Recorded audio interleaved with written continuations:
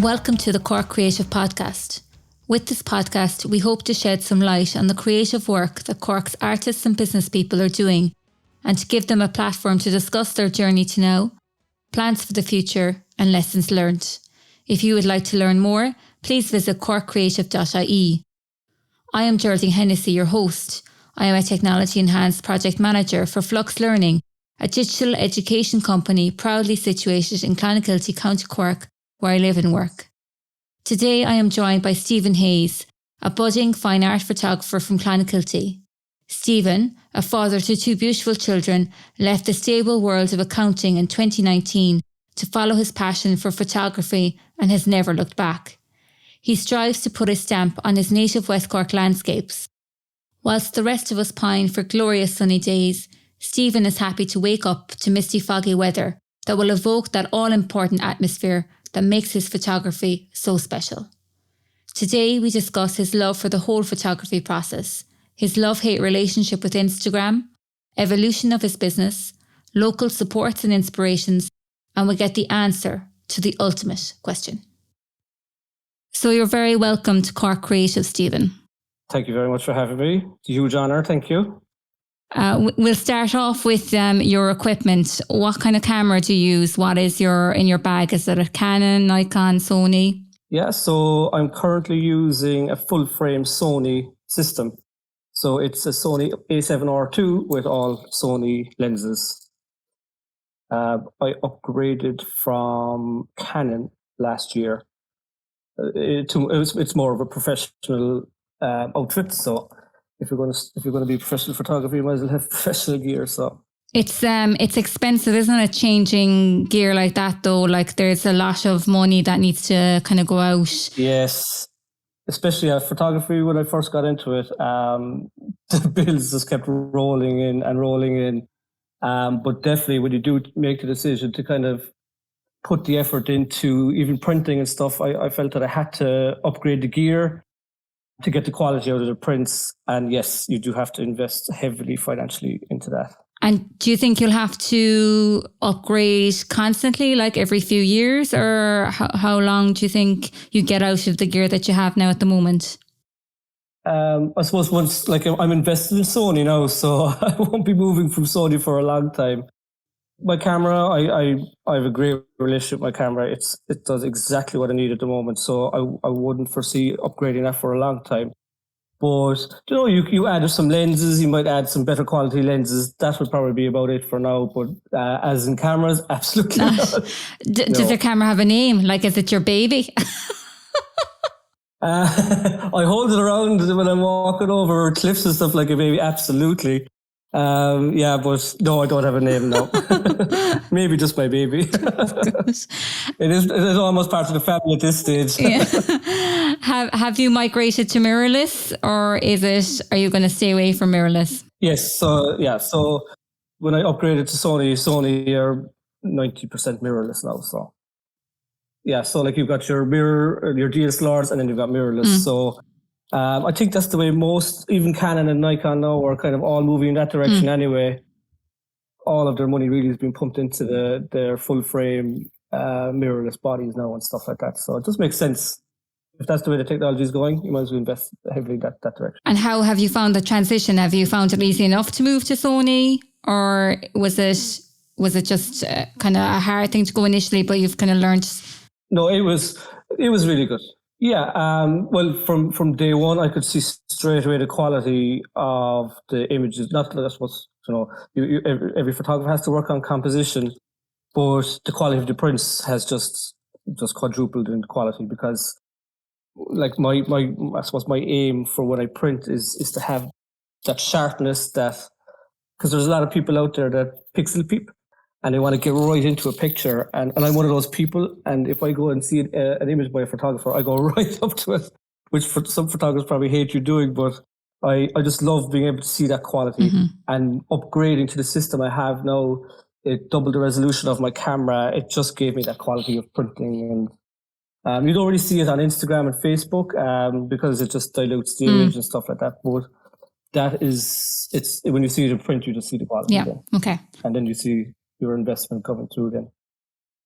Long exposure photography is fantastic at creating that ethereal, otherworldly atmosphere.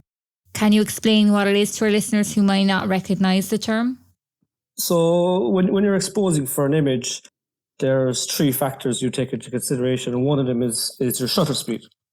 So on one end of your shutter speed, you can have a really fast shutter speed, which doesn't leave in an awful lot of light, but it captures a moment in time in fractions of a second. Then the other spectrum of that is a slow shutter speed. And effectively another name for that is you're exposing the sensor with the shutter up for longer. So they call it a long exposure. Mm-hmm. Like it can range from anything from half a second. I've done all the way up to 12 minutes. So one image is taking 12 minutes to capture. Oh, wow. Most of the time now it might be 4 minutes max. So like in that 4 minutes, you've got water moving, you have clouds moving through the sky, you could have trees blowing in the wind. So you're still capturing a moment, but it's over a longer extension of time. And anything moving starts to blur out, and like your water now becomes like a misty effect, and you see the streaks going through the sky because that's your clouds moving through the sky. So yeah, that's long exposure. So does your obsession with Lord of the Rings play into that whole theme? Absolutely. Like some of my images, but even when I probably do it quite subconsciously, that maybe I take scenes like that and kind of give it that otherworldly sense. Like even when I bring people to these locations, like even in Onihensha, where I bring people over to the kind of east side, and nobody goes down there a lot, and it's really craggy and rocky, and especially when the tide, obviously you can't get over when the tide is in, and it's just. You maybe do a little bit of editing then to create that otherworldly effect as well. Does the weather play a part in this, or? Yes.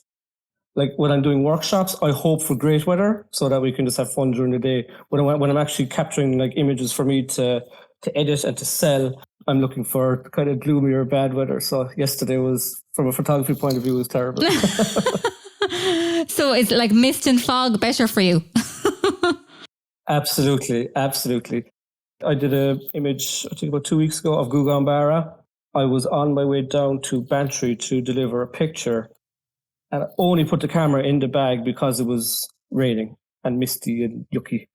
If it was like yesterday, the camera would have stayed at home. There's no way I would have taken the camera out. So absolutely, yeah. So basically, when the weather is bad, it's a silver lining for you. You're like, yippee, I can take a nice photo today. Absolutely. Yeah, I'm dreading seeing that big yellow sun on the weather forecast. No shooting this week. Your photography process from conception through to printing and realising it in printer and metal, how long can that take, and can you walk us through your process? I suppose going back to your point there of the weather is the biggest factor, really. That, like, if I went out tomorrow, the weather is exactly what I need, I can get a shot straight away. But if I'm waiting for weather, it can extend the length of time. Like I keep a little notebook of kind of locations and maybe ideas that I have. And if that weather turns out to be the day that I needed that weather for, I will then go out and take that shot. Some photographers will go out and they'll do a day's shoot, and then they'll leave it in their SD card for a month or two, and then they'll edit it. I am chomping at the bit on the way home from the location to get home to edit it. I suppose I'll be a quick editor as well, let's say. If I don't get that feeling during the edit that something is working, I'll just start again or come back to it another time. But usually if it's start to finish, I could be done within an hour. And then if you take it to sending it to print, it takes maybe a couple of weeks to come back to me as a print. So take the image, edit, I could have it done in the day. But if you're going all the way through to print, I'm waiting. I don't print myself, so I outsource my printing. So with your editing, does that give you excitement as well as the whole taking the photo? Is that part of the enjoyment? Is editing it as well, just to kind of finish it off? Yes, absolutely. Yeah. So like when I first got into photography, it was just 100%. It was getting out into nature. It was just getting down to Inchydoney, let's say, on a sunrise, and just bring my flask and just enjoy that side of it. And then as I got better and better at editing kind of towards what was in my head, there's definitely, like, it's like an artist, when they have that moment of when they're putting brush to canvas. I have that moment as well when I'm editing. So it's not just the camera part of it. It is the editing side of it too, and that's where that's why I try to bring it to life. Then because like if you see like some of my stuff now, even that Cúigeán Barra shot, like that's a kind of a murky in the rain shot, and you just try to bring it to life then in the editing software. Like you get what you need in camera. There's obviously some photographers out there who will wait for that magic moment in the evening and get their lovely sunset, but I try to get that in the software, in the editing software. So you use both the good, obviously your fantastic photography skills, but also the editing just to finish it off, to make it that kind of finished product as such. Exactly, 100%. Yeah, so like you've got your technical side of actually capturing the image, and then you have your editing side in, which kind of, I suppose, brings the magic out there and brings the life into the image, then I call it. What editing software do you use? I use Adobe Lightroom and a tiny bit of Photoshop. I've only started getting into that lately. I haven't needed to use it, so I haven't used it. So, but yeah, I use Adobe Lightroom. It's amazing, so powerful. It's great. So do you start with the mood you want to evoke and match the landscape to that, or does the landscape dictate all? I wouldn't say dictate all, but it's definitely my starting point. So I will always have like a focus point that I want in an image. Let's say like Cúigeán Barra again, or Sheep's Head or somewhere like that, or even just a rock down in Onighincha or something. I will kind of write that down in my little book and say, okay, I'm going to come back to that when the mood is right. I won't photograph it if it's not. But I'll pick a spot, and then it all depends on weather and your mist, your cloudiness, your mood. And then I build it around that then, and then through to editing phase then. But yeah, it does start with a kind of a focal point. Then you build a mood around it, which is reliant on weather, and just being patient and waiting for the right moment. So. And how do you come across like kind of ideas, or like when you're out and about, do you see places or? Yes. Sometimes I'll be shouting at my wife, write that down. Instagram is great. Look at Google, look at other locations. You can come across some nice little things like that. But Instagram is perfect. You see even people putting up their family photos, and I will say, oh, I spotted something in the background there. I might go there on a nice moody day. So and you can check locations on Instagram. You can type in a location into Google. Then you can, especially if it's somewhere where I haven't been before, I will always kind of do that. I kind of plan as close to a composition as I can, so that when I get down there, I know what I want. And then once I get there, then I can play around a bit down there. But I try not to waste too much time scouting around on a place that I don't know. I try to do that beforehand online. And do you kind of base most of your photography around Cork, or do you have plans like to kind of go further afield? Oh yeah, obviously with lockdown last year, I was kind of stuck within my 2K and 5K. Then when the county opened up, it was brilliant. I was able to travel again. But yeah, definitely, I have so many places in my book to travel around the country. And it's again, during the summer, it's kind of tough. For the stuff that I do, it's really tough, because you are reliant on that kind of murkier, bad weather, which we don't get a huge amount of it. I know we're getting a little bit now at the moment, but last year was so sunny all the time. So you are kind of reliant on the weather an awful lot. So it'd be a shame to travel all the way up even to Donegal or something, and then to find that it's just splitting the stones all day. So those kind of longer trips, I might wait for the winter, autumn, winter, spring. You have the complete and utter opposite reaction to the weather than most people do. I always say that to people when I'm downtown. No, it's horrible. I can't work. They're all there in their shorts and t-shirts. So you've a diverse photography business portfolio. You do classes, there's the prints, metal prints.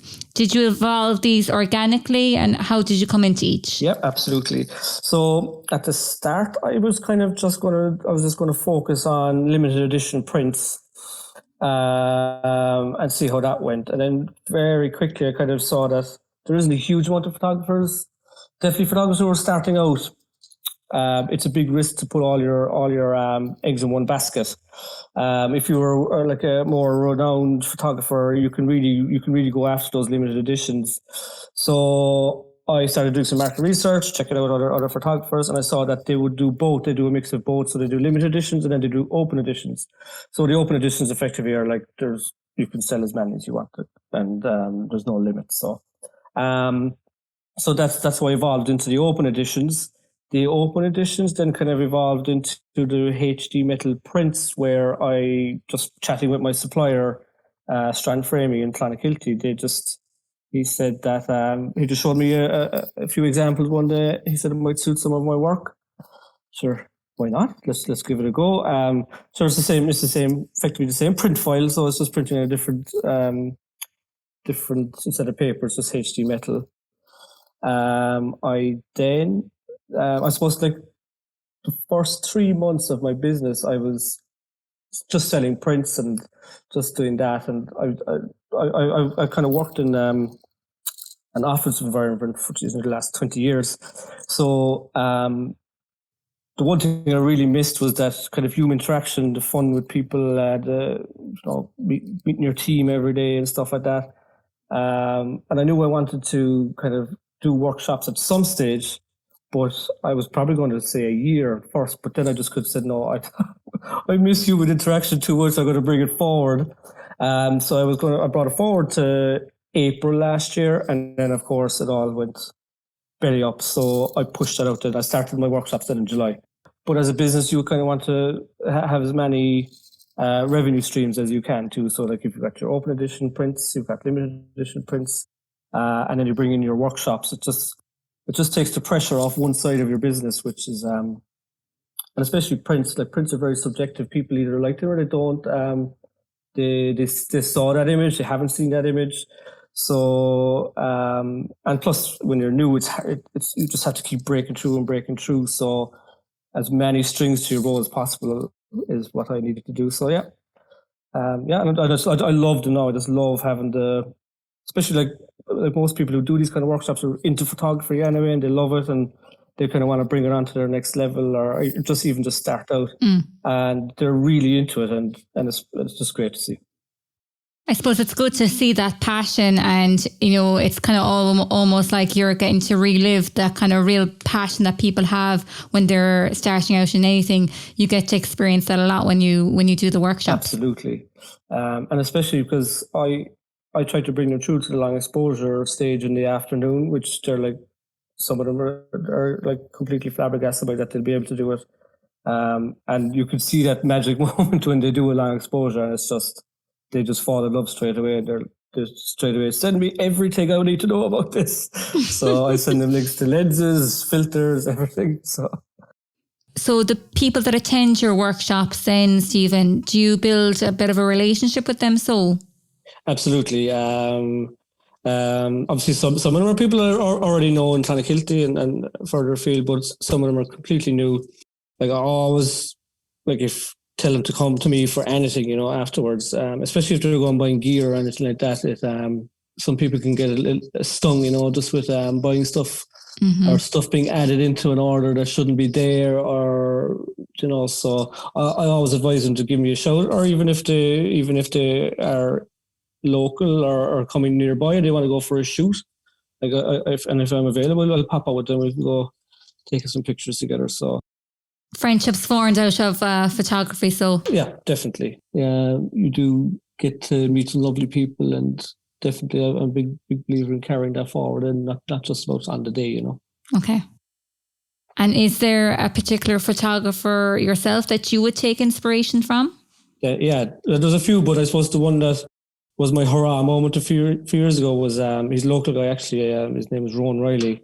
He is from Baltimore, and he has a gallery down in Kinsale. Like when I first started photography, a friend of mine in work started to find out that I was into it. And at the start, I was kind of into, I suppose, the more, quote unquote, typical landscape shots where you have your setting sun, maybe a bit of a long exposure over some rocks. And there's a lot in it where a lot of information in the image. But she showed me his work. Mm-hmm. And at the time, I was just like, well, there's absolutely no way I can go near that. So I loved it. I thought what he did was amazing, but I said, no, there's no way I can go near that.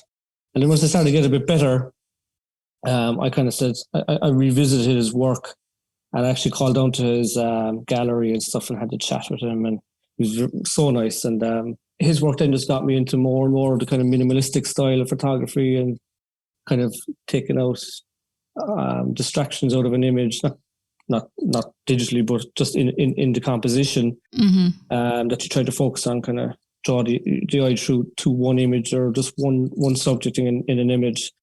And he's amazing at that. And so, yeah, it's huge inspiration. But yeah, and then that led me on to the more photographers of that style then, and it just blew my mind. So it's great, isn't it, that an inspiration to you can be so local as well, like in the same county, like it's amazing. Yeah. And just to be able to get in my car, like there's photographers around the world probably looking at his stuff going, oh my God, I wish I could talk to him. And I can just hop in my car and pop into his gallery for a quick chat. Like I've even bought some of his work as well. My wife got me one of his larger images in for my 40th. So. Oh, lovely. So with your own website, which is beautiful, it really captures your photography very well. You used Wix to create that.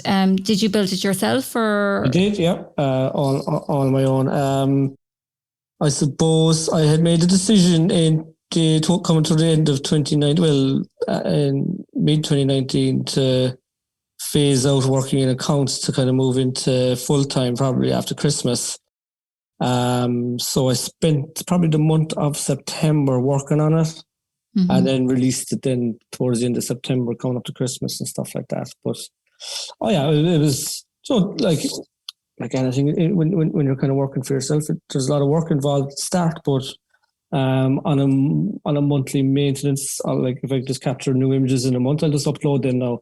But at the start, there's a little bit of work kind of connecting PayPal, connecting Stripe, just making sure everything is right rather than clicking on an image and an image costing €1 million rather than €10. So that probably wouldn't be good, yeah. No. So it's just playing around at the start, and Wix is great because until you actually link your shop to the site, it's completely free. So you can play around with it all the time in the background and get it to how you want it to look until you're ready to press the red button and go live and have people click on a link and actually have money coming into your bank, and then being able to have an e-commerce website, So I suppose it doesn't cost you anything until you start actually making money out of it. Yeah, which is a good business model, isn't it? Oh, it's brilliant. And it gives you the confidence then just to say, look, once you play around with it for a while, you just get the confidence that say, well, yeah, I think I actually can manage this every month. And I don't know, like it's only €25 a month, something like that, including that. For the power that it gives me, for that price is just it's dropping the ocean really for what it gives me, like. And I suppose you can control everything yourself. Then you've a good element of control over it when you are in or maintaining it yourself. Like if something goes wrong, I can fix it straight away. I can set up codes. I can set up you get 3 email campaigns every month for free, included in all that. So I've only started doing that actually back in May. So I've set up like a subscriber area to my website where subscribers get a password to get access to the subscriber area, and they get access to new images and discounts and stuff like that. So, and I can send them an email once a month to all of those subscribers with just an update on what I've been doing through the month and all the discount codes and stuff like that. So it's just amazing. And I can do it all, like 90% of it on my phone, which is so handy, Yeah. Fantastic. Yeah. And you were saying there about leaving the accountancy world. Was that a big decision for you? Oh, huge. Oh, God. Yeah. You basically have to sit down with your wife and say, I'm going to be leaving a 9 to 5 salary job to become a photographer that at the time I was only doing for a year or so. Yeah. It was a huge decision, but back in 2018, we lost my mother-in-law, and it just completely changed my outlook on life. So life, and especially kind of heading towards 40 at the time, I was like, okay, look, life is too short. Let's try something. Let's do something. Like, I suppose that's like, I actually did an accounting course before the photography came in, and I kind of said, look, I'll get that done, and if I still like it, I'll stick at it. Because I actually wanted to do photography a few years ago, but I said, look, I'll put that on the back burner, get the accounting done, get the safe thing done. Then at least, look, if it doesn't work, I have something to fall back on. Yeah, exactly. So, like, you can always pick it up again if needed. Not that I think you'll need to or anything, but we'll touch wood anyway. So yeah, like it's something there that if I need to go to, I can go to. But no. I like what I'm doing now, to be honest with you.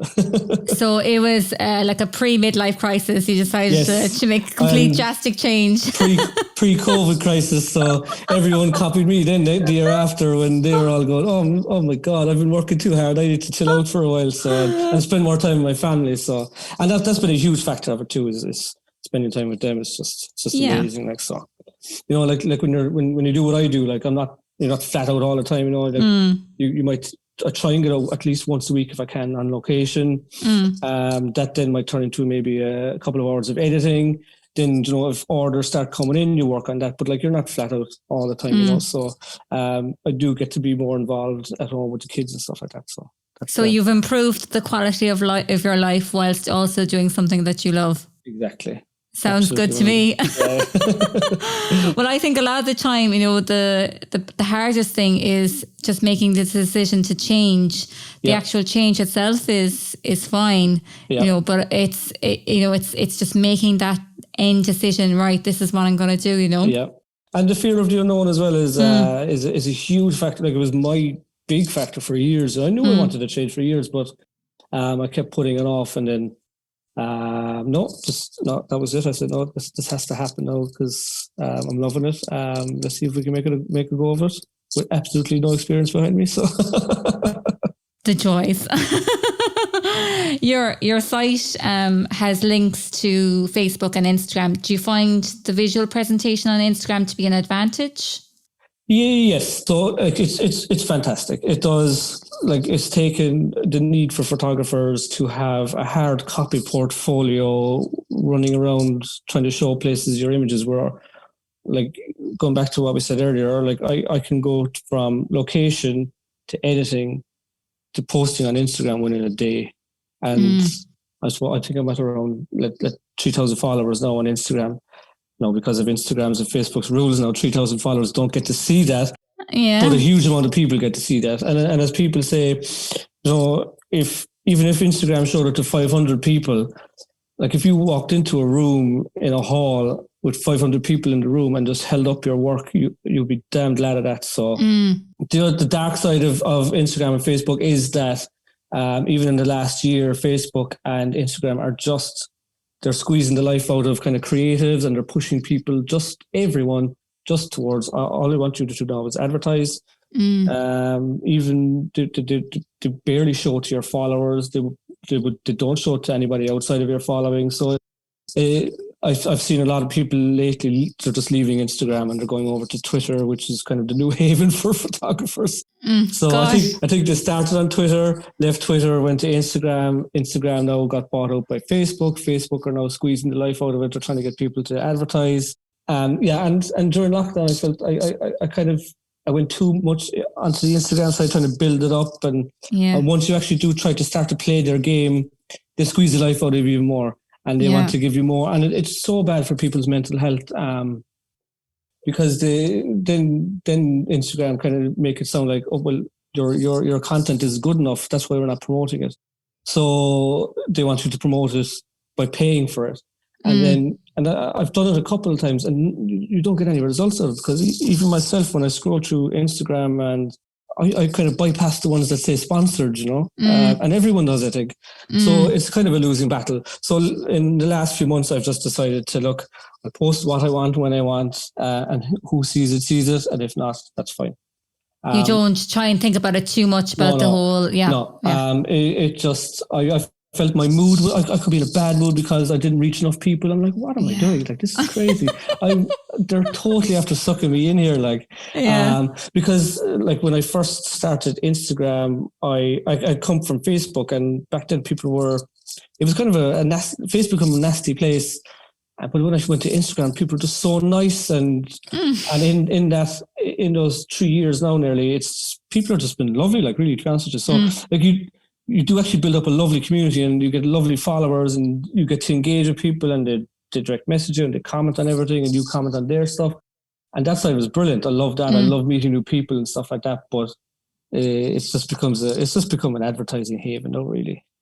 Well, at least you're aware of it, you know. Yeah. I think some people mightn't be so acutely aware of that, you know. So at least you're aware of the downside of the whole positive Instagram experience, you know. And you see it everywhere now, and even on YouTube, people giving out, and there's been a mass exodus over to Twitter now. So you're still on Instagram. You're going to stay on Instagram for a while. I think so. Yeah, it probably will die. Like the way it's going, it probably will die. I think people are just, you know, the fun has gone from it, to be honest with you. Well, I suppose it comes in cycles, doesn't it? Yeah. Like everyone used to be, remember Bebo, like God be with the J's, like Bebo. And then there was Facebook, and then everyone went from Facebook to Instagram. So it just goes in cycles. There'll be a new thing out in another few years. Yeah. I'm like going, Instagram, what's that? Are there any peer groups and networks in Cork, Stephen, that you find particularly helpful? So peer groups, I suppose everything that I've kind of found a lot has been on Instagram, and not locally like a Cork based group or anything. No, I always meant to join the Clonakilty Camera Club. I just haven't gotten around to it. So maybe someday I might try and get in there. Like Instagram has just been it has been great. It has been. I've met some lovely people. Like any advice. Like recently now I was offered some kind of book or being part of a book where you had to pay like €300 or something to be recognized globally. They're going to send it out to like the top 50 companies in the world. If I had known this guy on Instagram who won the same award, I probably would have done it. I'm thinking, geez, this is great advertising for €300 or something. This is brilliant. And he just said, absolutely stay away from it. It's a complete waste of time. So little communities like that are like your go-to people is great now that I've built that up, because at the start I was kind of completely headless, didn't have a clue where I was going or who I was. So you found good advice. So in those kind of little groups in Instagram. So absolutely. Yeah. Well, I suppose it's a new industry to you, to be fair. Like it was, if you went from accountancy, a completely different type of industry into photography, like they're different world, they're completely different worlds. And also like the help of, like I sell my work in One Atlantic Designs in Clonakilty, and the Loft in Clonakilty, and Forest and Flock in Bantry. And those guys have just been a huge help as well. Like especially, Kate in the Loft, like she gave me my first exhibition. Great advice on, you know, when to calm down on discounts and stuff like that, and just to kind of just sell your work as art, and just to kind of be proud of your work and being able to value your work, and not to just kind of. Local advice like that has been great. Like, yeah, exactly. You can't really buy that kind of advice, you know. No. They've seen it all before. They've seen people do this kind of thing before, and they're kind of realistic as to what's good advice and what's not. It's not for them to get any richer. It's just to help you, you know. So they want other people to do well, especially people in your locality. You know, you want to which is nice. Yeah. So what are your plans for next year? So for next year, I suppose it's more of the same, really. It is to just keep going, getting the name out there. It is possibly, I'm currently looking into maybe doing some like pop-up galleries of my own, kind of, just still investigating that, just in case I break any laws or anything. I suppose just to bring that power back to me, just to be able to on a weekend say, okay, I'm going to set up a little pop up over here. I'm going to pop up over there. They'll be quite interesting too. You'll get to meet some nice people that way as well. Yeah, it's just to carry on, keep going, try and get the workshops out there, get the like, I don't know if you've seen my feed at the moment with Instagram. I'm really selling my kind of reels and the videos of my images rather than the actual images now. Well, I'm doing both, but it's really trying to get the quality of the printing across, you know. And like, that's obviously, I'm taking the image, but it's a huge factor as well that I'm involved with Strand Framing as well, because they really helped me as well in Clonakilty. Like, even a photographer messaged me yesterday saying just the quality of the prints are stunning. I said, well, it's mostly them. So they do all the printing for you, so is it? Exactly, yeah. So I prepare my files, I get them ready for print, and I send it to them, and then they will print it for me. So what do you think are your biggest challenges that you face?